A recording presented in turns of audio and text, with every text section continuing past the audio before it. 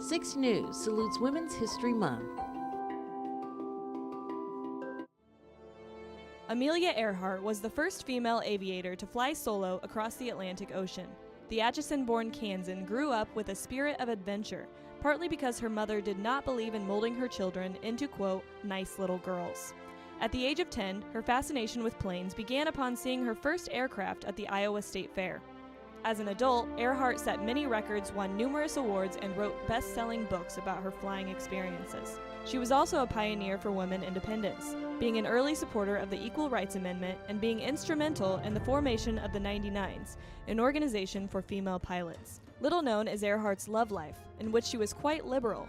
She was proposed to 6 times by George Putnam before finally agreeing to marry him. She referred to her marriage as a partnership with dual control and wrote to Putnam the day of the wedding saying, quote, I want you to understand I shall not hold you to any medieval code of faithfulness to me, nor shall I consider myself bound to you similarly.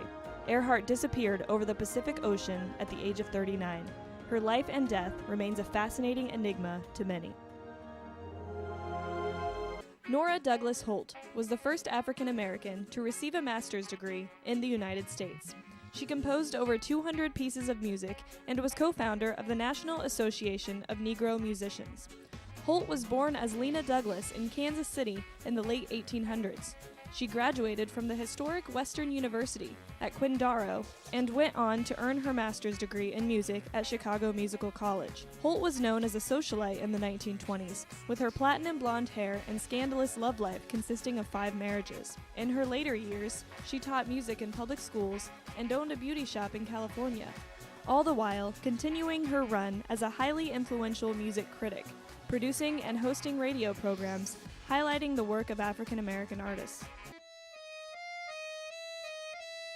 Beautiful, brash, iconic.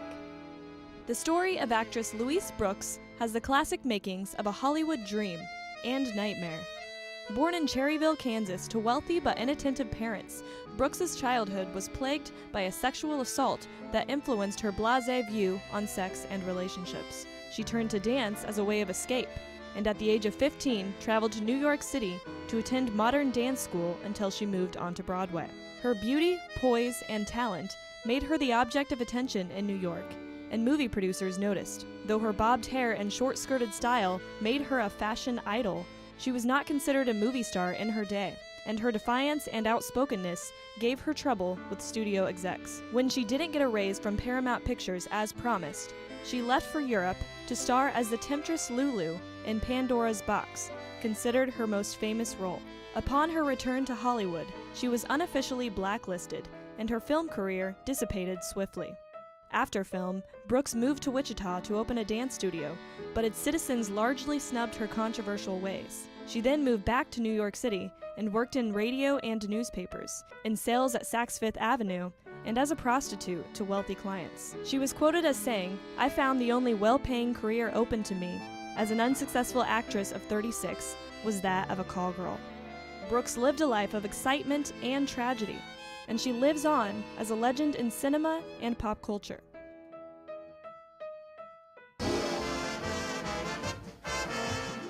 One of the most famous TV sidekicks, Vivian Roberta Jones, known publicly as Vivian Vance, was born in Cherryville, Kansas, but you probably know her as Ethel Mertz. Ethel! Oh, Lucy! A little background on Vance. She moved from Kansas to New Mexico and then to New York, studying and performing theater, which eventually landed her on Broadway. Vance then moved to California to continue theater work, where she was recommended for the role of Ethel in I Love Lucy. Little known is Vance's relationship with her on-screen husband, William Frawley, who played Fred Mertz. The two had a 20-year age difference between them, and their differing personalities barely meshed off-screen. Nevertheless, Vance became the first actress to win an Emmy for Outstanding Supporting Actress, and was nominated 3 other times for her work on the show. Oh, this is easier. Yeah, we can handle this, okay? After I Love Lucy, Vance continued acting, including in The Lucy Show and for Maxwell House coffee commercials. Through it all, her real-life friendship with Lucille Ball was a foundation of love and support. Vivian Vance leaves behind a legacy not fit for a sidekick, but a star.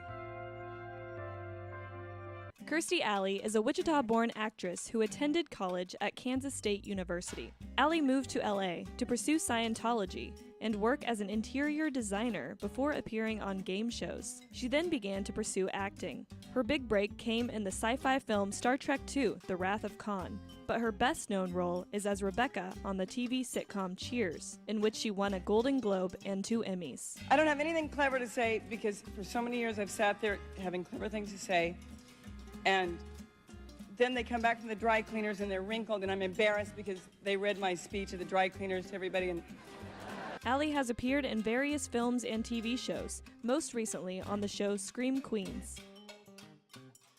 Annette Bening was born in Topeka to a church singer and an insurance salesman. Bening spent her early childhood in Wichita before moving to San Diego, where she garnered a love for acting.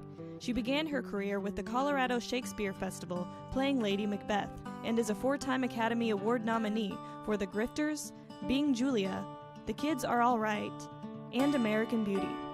Shut up! Stop it, you weed, you baby! Shut up! Bening has also been nominated for a Tony and an Emmy, and has been married to actor Warren Beatty since 1992. They have 4 children together. Once again, Mildred Burke emerges world champion woman wrestler. Mildred Bliss, or better known by her ring name, Mildred Burke, is a world champion wrestler, attributed as being a pioneer of glamour in wrestling. Burke was born 1915 in Coffeyville and became interested in wrestling as a teen when her then boyfriend took her to a match. At just 5'2" and in the 130-pound range, Burke started out wrestling men at carnivals, allegedly only losing to 1 out of 200 of them. She then trained with promoter Billy Wolfe, whom she eventually married. Despite obstacles, including sexism in the male-dominated sport, Burke held the National Wrestling Alliance World Women's Championship for almost 20 years. But her marriage to Wolfe was plagued by his adultery, and eventually they had a nasty divorce, leaving Burke chastised out of the NWA channels. In the early 1950s, Burke started the World Women's Wrestling Association and began promoting women's wrestling to spread it across the world. In her later years, the WWE Hall of Famer ran a women's wrestling school in California. Eliza Burton Conley, better known as Lida, was the first woman admitted to the Kansas bar and the first Native American woman to argue a case before the Supreme Court. In the early 20th century, Lida and her 2 sisters led a battle to preserve the Wyandotte National Burying Ground from being sold for development. Her case was the first to argue that burying grounds of Native Americans should be federally protected, and even though Lida lost the case, her cause gained national attention, resulting in Senator Charles Curtis of Kansas, also of mixed Native American ancestry, introducing a bill to make the land a national park. When Lida passed away, she was buried near her ancestors in the cemetery she fought to protect. And in 2016, the cemetery was named a National Historic Landmark. Abby Lillian Marlatt is an agricultural icon from Manhattan, Kansas. Marlatt graduated from Kansas State in 1888. She then became the first director of the Home Economics Department at the University of Wisconsin.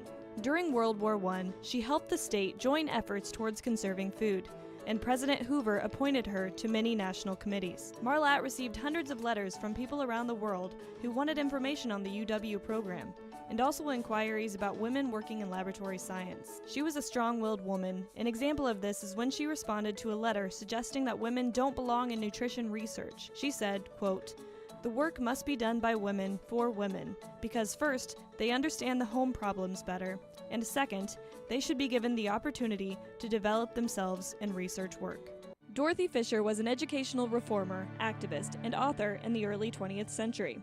Fisher was born in Lawrence to a writer and an artist, and is best known for bringing the Montessori method to education, meaning an educational environment tailored to basic psychological development at different ages and individual personalities. Fisher's interest in educational theory remained a lifelong concern, leading to many books on the subject. She also believed in the benefits of a well-stocked library, serving as a selection judge in the National Book of the Month Club for 25 years. Fisher was renowned for managing America's first adult education program, but another concern of hers was war work. During World War I, while raising her young children in Paris, she established a Braille press for blind veterans, as well as a home for refugee French children. Eleanor Roosevelt named her as one of the 10 most influential women in the U.S.